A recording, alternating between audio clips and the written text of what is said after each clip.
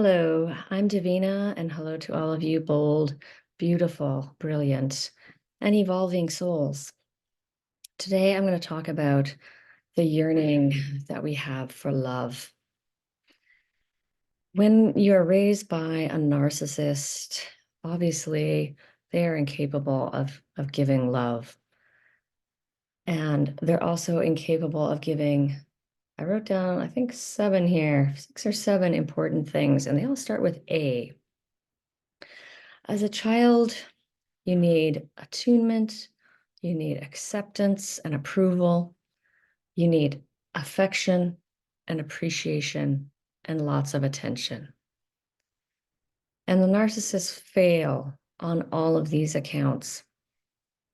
Instead of giving you attunement, they misattune. They have no idea how to attune to your emotions because they're not in touch with their own emotions. So there's no empathy, there's no compassion, there's no validation. Acceptance and approval, you get the opposite of that. You don't get to feel like you're just loved unconditionally and you're accepted unconditionally. It's conditionally. You have to behave a certain way, you have to be a certain way. And often that is, well, it is, it's always serving the narcissist, be quiet and don't cry and don't bother me. That's what the narcissists demand of their children. So really, it's end up being that the child is obviously serving the narcissist.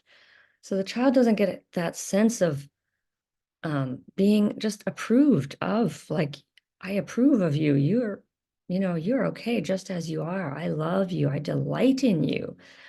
And I accept and love you unconditionally, just as you are. And of course, with healthy boundaries and all that. But essentially, just accepting that child. Um, And also, the appreciation, like narcissists can't give appreciation or rarely do. It's usually an on and off thing, that sort of positive reinforcement, the intermittent reinforcement, where maybe they're showing you some appreciation and some tension, and then it's off.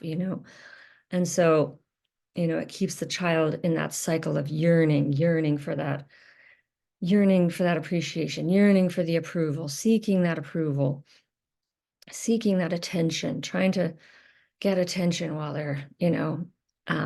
and then the narcissist is, again, sometimes will give the child attention and otherwise sometimes just completely ignores them or is non-responsive. And so the child is left, in that sense of um, always yearning and wanting and like craving. And that's what creates this addictive kind of addictiveness that we end up with having. We end up with addictions of all sorts. And with a healthy attachment, a parent can give all of these to their child, maybe not perfectly 100% of the time, but enough, that 90% or 85% of the time they're giving their child all of these things. And the child will then grow up having a sense of feeling whole, feeling complete, feeling enough. And so they don't end up needing to seek those things because they're already full. They're full, they're filled up with that. They're not left feeling empty and desperate and needy and desperately trying to fill up that hole, because that's what we end up doing for, until we heal. We're just trying to fill that and looking for love in all the wrong places, as that song goes, you know, um, we just repeat patterns from our childhood and repeat and just, this is how the healing happens, but it's so painful and for me lately, just so painful in that people pleasing, fawning mode. It's so painful recently. And I realize I feel so pathetic sometimes when I'm fawning. I just feel, I feel so much shame around it. I should be not, I should be able to speak up and I shouldn't be like mind reading these people and trying to guess what they want. And I shouldn't be just trying to do anything I can, work harder so that they will finally appreciate me.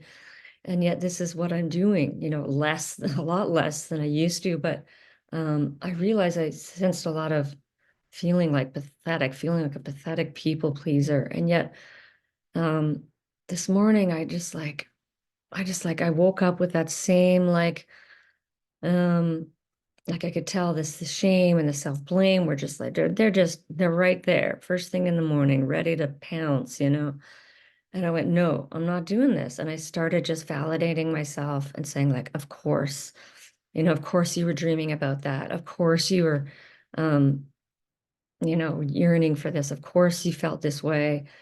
And it just changed everything to just instantly in the morning give myself that validation and compassion. It's very difficult. It's taken me years to get here.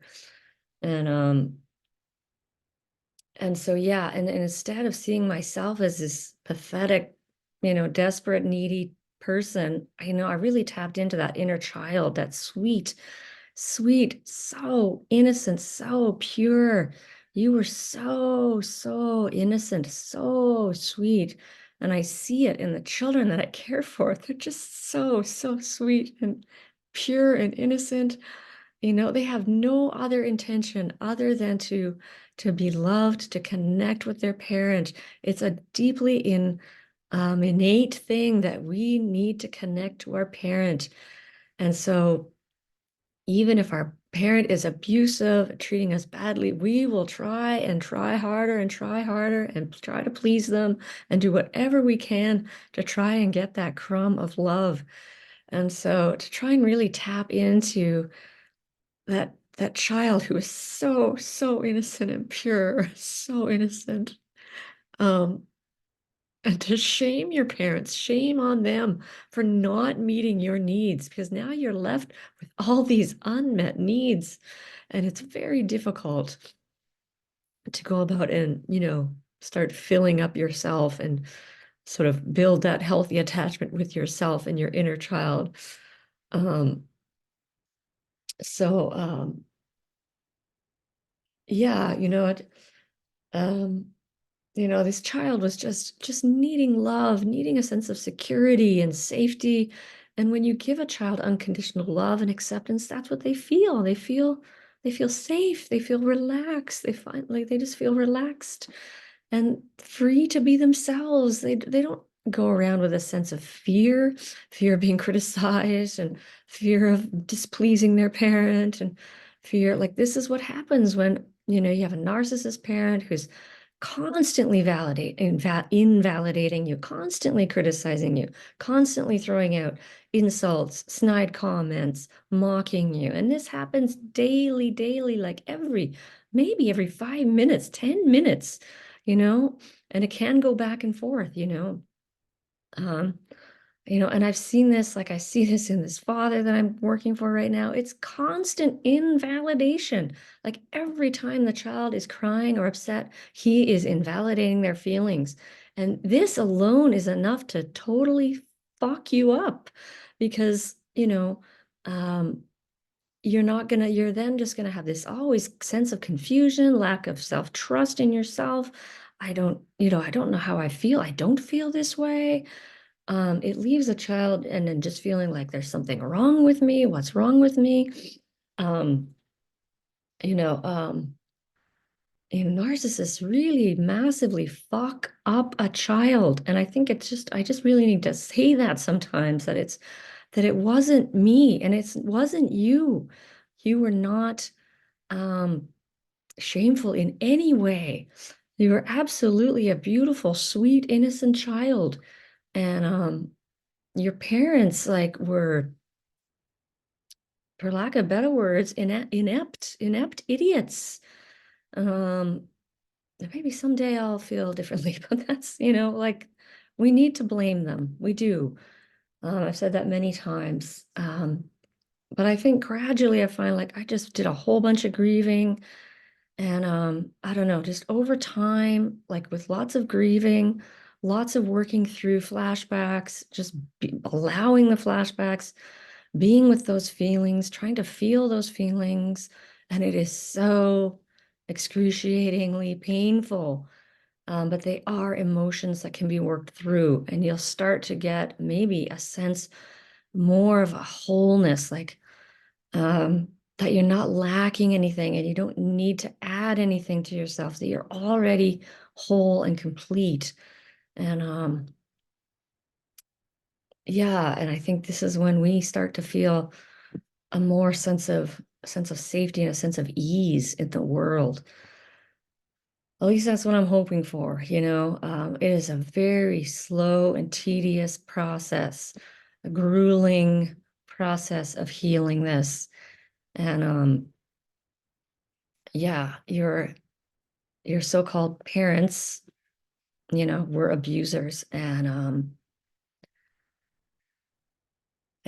yeah, you deserved really so much better. You deserved all those things, the acceptance, the unconditional love, the appreciation, you know, you deserve to be valued and given all the attention you needed. You deserved the affection, and especially that attunement that is so crucial for that healthy attachment. So, and 0 to 3, that's, you know, you can be fucked up by 3 years old, you know, if your parents have been, um, you know, your parents are doing all the opposite of these things. You know, they're being hostile and disapproving, and, you know, you're fucked up by the time you're 3. And it, you know, there was nothing you could have done. There was nothing you could have done differently. Really nothing. And I think, I sometimes still think like, you know, I should have known. I should have known my parents were so abusive. I should have left earlier. Why didn't I know? Um, It's so painful. Like, I didn't find out till I was like almost 50. So if you're in that position, yeah, just have a lot of compassion for yourself because you couldn't have known and you couldn't have done it any differently. Um, there was no escape from that situation. You were just a child, and as I said, by 3, 4 years old, you're probably already so brainwashed to believe that you're a despicable, unlovable child that you're just you're already like you're already screwed, you know. So it wasn't your fault, and this abuse had nothing to do with you. Your parents were really just really massively screwed up people. Um, and shouldn't have had children, really, shouldn't have not been creating offspring. And many parents out there should not be creating offspring. They should not be just popping out children. I see so many immature parents they just pop out children and they don't know. Anyway, that's my little rant for the end of this. But um, as always, wishing you so many blessings of peace and ease and healing on this journey of healing and awakening. And I'm Davina, and thank you for watching.